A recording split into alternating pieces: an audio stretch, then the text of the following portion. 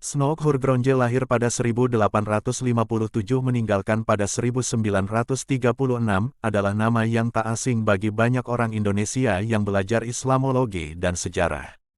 Sebagai seorang orientalis, kepakarannya dalam studi Islam memang sangat diakui. Berasal dari keluarga Protestan taat, ia memulai karir akademik dengan belajar teologi di Universitas Leiden pada 1874, dan lulus sebagai doktor di kampus yang sama pada 1880 dengan disertasinya yang terkenal, Het Mekkaan Feest atau Perayaan Mekah. Dalam narasi sejarah Indonesia, ia banyak dikonstruksikan sebagai aktor jahat di balik takluknya Aceh oleh pemerintah kolonial dalam perang yang berlangsung dari 1878 hingga 1908. Ia juga dianggap sebagai pembelah sekaligus pelemah Islam Indonesia. Segala macam sinisme dan pandangan negatif yang tercurah padanya tentu bukan tanpa dasar.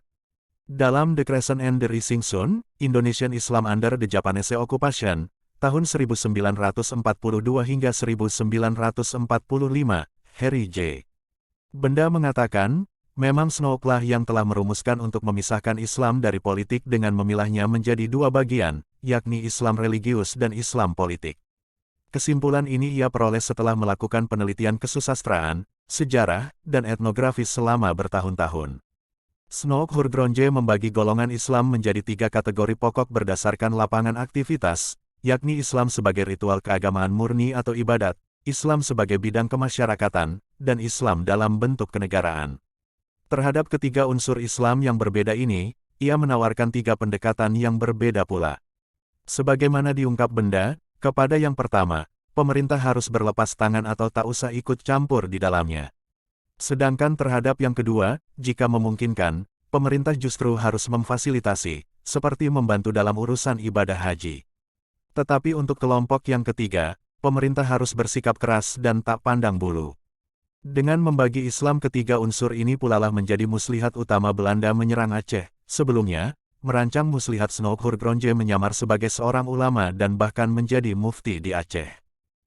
Muslihat Snook Hurgronje menjadi muslim untuk melemahkan Islam di Aceh.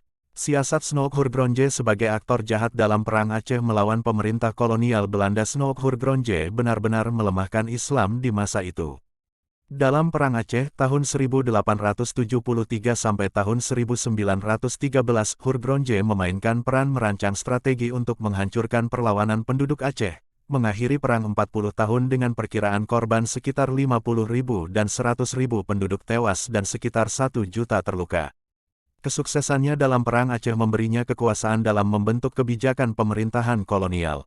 Secara umum, apa yang dimaksud Snook adalah, keberadaan orang Islam bukanlah ancaman terhadap keberlangsungan pemerintahan kolonial. Maka, toleransi kepada umat Muslim merupakan hal pokok yang harus dipenuhi untuk menjaga rust and order atau ketenteraman dan ketertiban. Penindasan terhadap mereka bukan saja tidak bijaksana, tetapi juga tidak perlu.